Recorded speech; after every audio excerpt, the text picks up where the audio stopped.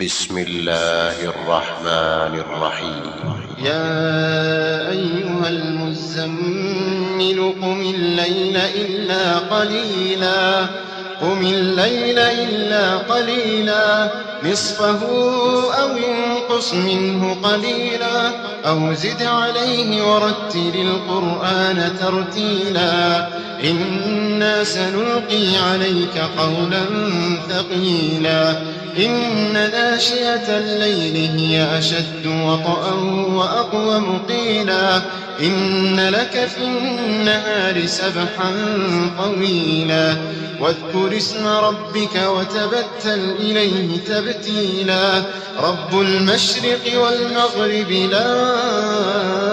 إله إلا هو فاتخذه وكيلا رب المشرق والمغرب لا إله إلا هو فاتخذه وكيلا واصبر على ما يقولون واهجرهم هجرا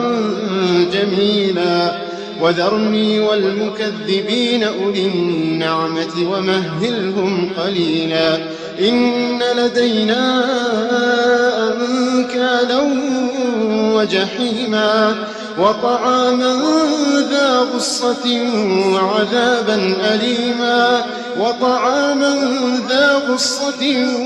وعذابا أليما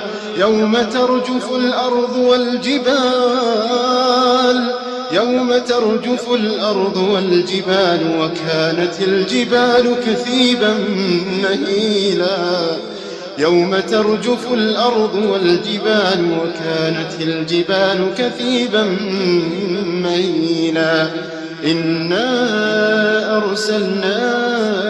إليكم رسولا شاهدا عليكم كما أرسلنا إلى فرعون رسولا فعصى فرعون الرسول فأخذناه أخذا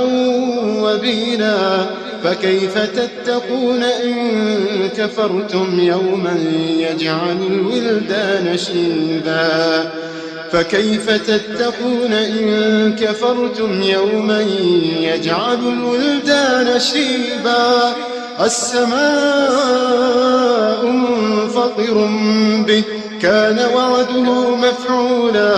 إن هذه تذكرة فمن شاء اتخذ إلى ربه سبيلا إن ربك يعلم أنك تقوم أدنى من ثلثي الليل ونصفه وثلثه وطائفة من الذين معك والله يقدر الليل والنهار علم أن لن تحصوه فتاب عليكم